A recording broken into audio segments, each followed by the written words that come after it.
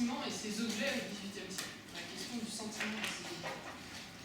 J'aimerais juste rappeler qu'au XVIIIe siècle, le sentiment est compris au début comme étant, enfin, ça le définit de façon générale, comme une affection intérieure de l'esprit, une perception de l'âme qui, en tant que telle, nous confine dans le cercle de notre subjectivité. Au XVIIe siècle, chez Descartes, il renvoie ainsi au vécu de conscience. Et il est intéressant de voir que depuis la fin du XVIIe siècle, justement, depuis Pascal Malebranche,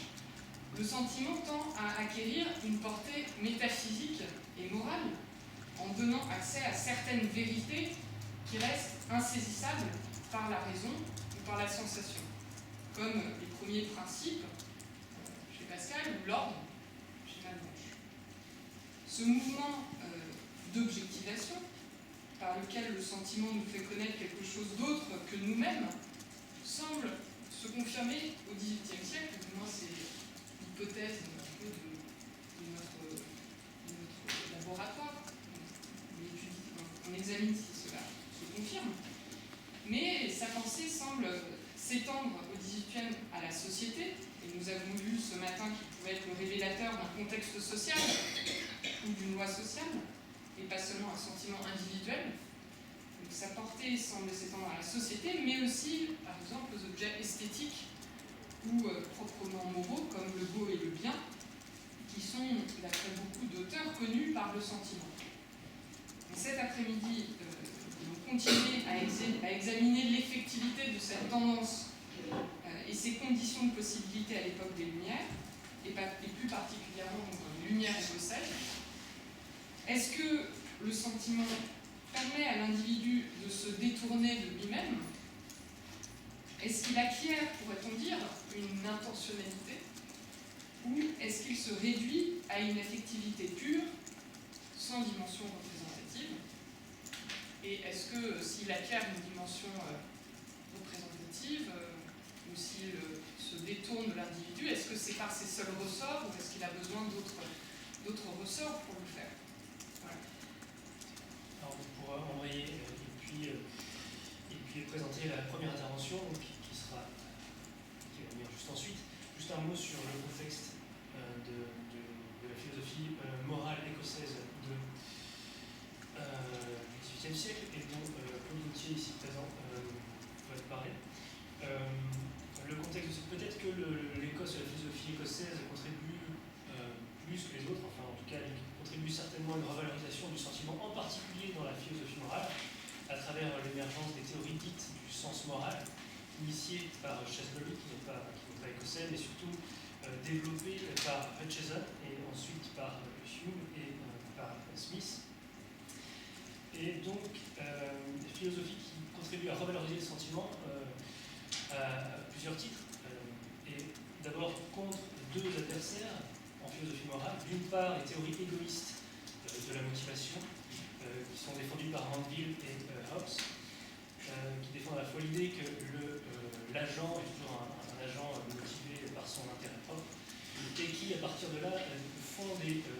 vertus, des valeurs morales, des constructions, des conventions. Et second adversaire des théories du sens moral, les théories rationalistes qui conçoivent le devoir moral en termes de relations nécessaires ou d'axiomes qui font l'objet d'une intuition rationnelle. À l'encontre de ces deux types de théories, les théories du sens moral vont se servir du sentiment à la fois, vont faire du sentiment véritablement une instance morale, une instance de connaissance, sens moral comme une instance qui, par des sentiments, donne accès à la connaissance d'une réalité morale indépendante. Donc, dans ces théories, le sentiment devient absolument central, puisqu'il y a à la fois un principe de motivation, donc c'est à travers la passion, une situation de bienveillance, à la fois un principe, donc à la fois la fin de la morale, puisque Hutcheson va faire du plus grand bonheur du plus grand nombre la fin morale essentielle, en formulant pour la première fois le principe utilitariste classique. Donc, principe de motivation, fin de l'action morale, mais aussi objet d'évaluation, puisque ce qu'évalue le sens moral, c'est l'appropriation d'une réaction émotionnelle à une situation ou une interaction humaine. Et enfin, instance d'évaluation, puisque le sens moral est ce qui révèle par des sentiments le caractère bon ou mauvais d'une action ou d'un caractère d'un acte. Voilà, c'est la raison pour laquelle, c'est dans ce cadre que nous avons le plaisir d'accueillir Claude Gauthier, qui s'est d'abord tourné, qui s'est d'abord spécialisé dans les théories morales et sociales et politiques écossaises. Donc Claude Gauthier, qui est professeur de philosophie politique et de philosophie des sciences sociales à l'ENS de Lyon, et qui a donc publié en 1993 un essai sur un livre sur l'invention de la société civile chez Manville, Smith et Ferguson, qui a publié chez Vrin en 2005 un ouvrage sur Hume et les savoirs de l'histoire, et puis qui a aussi traduit, annoté et commenté l'essai sur l'histoire de la société civile de Ferguson en 1992 et la théorie des sentiments moraux de Smith en 1999. Je lui cède donc la parole et son intervention porte donc sur l'imagination morale, sympathie et expression des sentiments chez Hume et Smith. Merci beaucoup pour cette très générale présentation et merci de cette occasion que vous me donnez de m'exprimer quelque chose qui m'importe. Alors, l'intitulé de mon exposé sera un peu plus restreint parce que je me suis rendu compte, comme toujours, en travaillant un peu le texte de cet exposé, que raisonner sur la comparaison Hume et Smith était quand même beaucoup trop lourd et finalement je vais me limiter à Smith. Et je crois qu'effectivement, la question ou l'enjeu, l'un des enjeux de mon propos, ça sera de montrer de quelle manière le sentiment devient véritablement un élément de la connaissance morale. Et donc, comment, à travers la théorie des sentiments moraux, la question ou la classique opposition entre raison et sentiment se trouve au moins relativisée, sinon remise en cause, et par tout un ensemble de dispositifs qui me semble extrêmement important de mettre au jeu. Donc finalement, le titre que je retiens, c'est Imagination, sympathie et raisonnement moral chez Smith. La première remarque que je voudrais commencer par faire, c'est de dire et de rappeler que Smith est un des moralistes qui, à son époque, a le plus systématisé, me semble-t-il, et appliqué au domaine de la vie morale ce postulat épistémologique de l'âge classique, selon lequel voir, c'est connaître. Et il me semble que la théorie des sentiments moraux, c'est avant tout un livre sur le regard.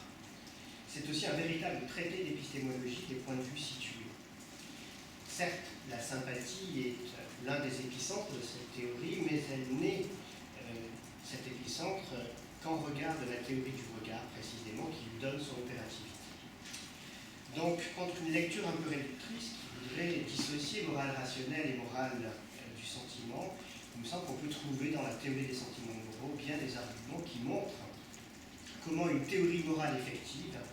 ne peut pas se construire dans les termes d'une telle opposition. À condition bien évidemment de mesurer en même temps toute la place et toute la complexité de la position, de la fameuse position du spectateur impartial, position sur laquelle je reviendrai bien sûr, tant elle est le point archimédien de sa théorie du regard moral. Dans sa théorie de la justice, Rawls compare deux approches qui permettent l'élaboration des principes de justice. Pour lui, la supériorité de la position originelle par rapport à celle du spectateur impartial réside dans le fait que, contre l'utilitarisme classique, cette position respecte ce qu'il appelle le principe de différence entre les personnes, sans lesquelles, nous dit-il, je le cite, aucun problème de justice ne peut être posé. Rawls présente alors toute une série d'auteurs qu'il ramasse dans la tradition des utilitaristes classiques, dont Hume et Smith, en insistant sur le fait que l'élaboration du point de vue du spectateur impartial, envisagée comme condition déterminante à l'identification des principes de justice, se paie d'une conséquence très négative, à savoir que l'impartialité, par construction, implique la fusion des personnes en une seule, c'est-à-dire l'identification de tous les systèmes de désir à celui d'une seule et même personne. Et l'un des avantages, par symétrie, l'un des avantages de la position de Rawls, c'est de respecter ce principe de différence. Mais le respect de ce principe de différence suppose que les individus soient, je le cite, mutuellement désintéressés et indifférents. Je le cite encore, au lieu de définir l'impartialité par le point de vue de l'observateur, doué de sympathie, nous la définissons à partir des individus en conflit. Donc le tort des utilitaristes classiques, dans lequel se trouve évidemment Smith, serait d'avoir confondu impartialité et impersonnalité. Et si l'impartialité reste une condition sine qua non à l'identification des principes de justice, elle ne peut se construire à partir de l'opérateur sympathique qui ne serait jamais qu'un processus d'identification, relativisant, pour ne pas dire faisant disparaître, les différences entre les individus. En fait, il me semble que chez Smith, la construction et la constitution du spectateur impartial s'efforce de faire deux choses. D'une part, de garantir la possibilité d'une évaluation morale des conduites qui ne soit pas soutenue par les seuls contextes, mais cette prétention à la généralité du jugement n'implique pas nécessairement, c'est ce qui me semble faire la force de ce raisonnement, de séparer d'un côté les affections et de l'autre la réflexion. Le sujet qui devient moral, qui n'est pas moral au départ, mais qui le devient, n'est sans doute pas simplement un avatar du spectateur impartial et unique. Autrement dit, si l'état des circonstances ou des situations depuis lesquelles le jugement moral devient possible chez Smith équivaut, j'y reviendrai, à un régime stabilisé d'affection, ceci n'implique absolument pas la fusion des systèmes de désir, et pour une raison très simple, c'est que la sympathie n'est pas l'empathie. Ce régime d'affection vise au contraire, par la mise en scène du point de vue du spectateur, à rendre opérante la capacité à éprouver ce qui, précisément chez autrui, est différent du moi qui observe. Autrement dit, contre la lecture de Rawls, c'est à condition de prendre au sérieux toute la différence des intérêts qui séparent l'agent spectateur et l'agent observé que le jugement moral va pouvoir se constituer. Mais précisément, pour qu'une telle opération puisse avoir lieu, il faut la médiation du point de vue, c'est-à-dire d'une instance du regard qui se fait regard moral et qui, pour cela, construit l'impartialité. Donc, ce n'est qu'alors, au terme d'un processus, d'un mouvement, soutenu par des interactions complexes, que le point de vue du spectateur impartial devient le point focal depuis lequel élaborer les principes d'une morale générale. Une telle construction, loin de supposer la disjonction entre raison et sentiment, ne devient pensable et possible que par le moyen de la sensibilité et du sentiment. Il faut sans doute ajouter ici, pour rendre le tableau encore plus complexe, mais c'est un point que je laisserai de côté, que la théorie des sentiments moraux part du principe que le raisonnement moral, qu'elle va mettre en scène, qu'elle va dramatiser à partir d'une série de confrontations de points de vue, n'est certainement pas une question de choix. Ou plus précisément que la question du choix se pose comme l'aboutissement ultime d'un processus complexe qui a pour nom délibération. Parler ici de délibération, ça n'est rien d'autre que de mettre l'accent sur le rôle décisif que peut jouer l'imagination, et notamment l'imagination lorsqu'elle construit des fictions, lorsqu'elle élabore des situations imaginaires depuis lesquelles se mettre à la place d'eux. L'imagination, par ses séries et ses séquences imagées, répétées, variées, va explorer des possibles. Autrement dit, l'inscription du raisonnement dans des récits imaginaires qui stylisent des éléments du réel, d'une situation problématique, fait du raisonnement moral quelque chose de bien plus qu'une simple décision abstraite portée par un choix qui serait issu de la résolution d'un dilemme. Donc une telle position du problème, me semble-t-il, et j'achève avec ce troisième point, premier point, la théorie du regard, deuxième point, la question de la délibération qui récuse en quelque sorte la simplicité d'un schème de raisonnement qui se poserait dans les termes d'un choix à l'issue d'un dilemme. Troisième élément tout à fait important qui caractérise aussi la force, me semble-t-il, et le caractère nouveau de la théorie des sentiments moraux, c'est que la position même du problème moral implique que la reconstruction génétique des distinctions de valeurs qui sont proposées par l'auteur a pour point de départ non pas l'abstraction d'une situation imaginée, d'une situation fictive, mais une situation sociale, à l'intérieur de laquelle les individus se trouvent au départ insérés.